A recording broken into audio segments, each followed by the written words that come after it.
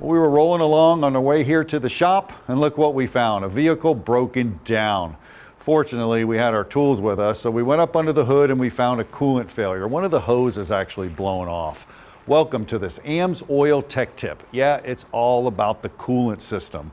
And if we get into the coolant system, we have to look at how it functions. And you can see here, it starts at the bottom there with the water pump. It's going to actually take the fluid up to the water pump, through the block. Once it goes through the block, out a thermostat, and then returns back to the radiator. It's all about that law of thermodynamics, and I have it for you right here. You can actually see it. If I fire it up, I said it starts at the water pump, and then what's happening here is it's coming in through the bottom and out through a thermostat, which we don't have on this motor, so it's allowed to flow here and return to the radiator. I'm taking the heat from the motor, taking it to the outside air, boom, getting rid of it. Once again, that law of thermodynamics. But you're gonna have to have a thermostat. And you can see a thermostat right there on this graphic. It's actually open or closed. When it's closed, it's gonna bypass and let the engine get up to temperature very quickly, kind of an emissions reasons. I got one right here and you can see it. So when it opens and closes, hey, better yet, I can actually show it to you opening and closing. What we did is we took one of these thermostats, and with temperature, we went ahead and boiled it. And once we boiled it, we got it above the temperature of where it needed to be open. You see the gap right there? Well, that's actually an open thermostat.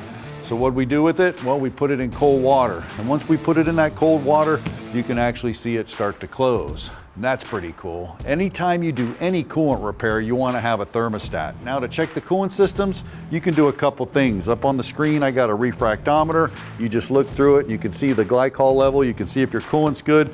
You can do test strips or you can do a hydrometer. But Len, the deal is there's all collage there of different color coolants. Manufacturers use specific coolant. That's important with the vehicles today. Right, there's not just one or two types of coolant anymore, and the reason for the dye is just to identify their specific type of coolant. But the reasoning behind that is the metals that we're using to build the components, the engine block, the cylinder heads, the radiator, aren't just a couple different types of metal anymore. They're aluminums, they're alloys.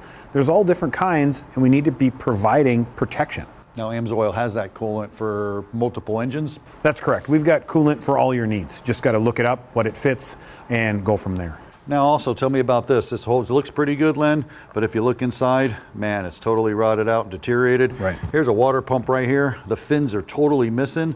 That's not going to produce any flow, man. Corrosion, big problem. Right, dissimilar metals, corrosion. It's basically the coolant reacting with the engine block or the heads or the water pump.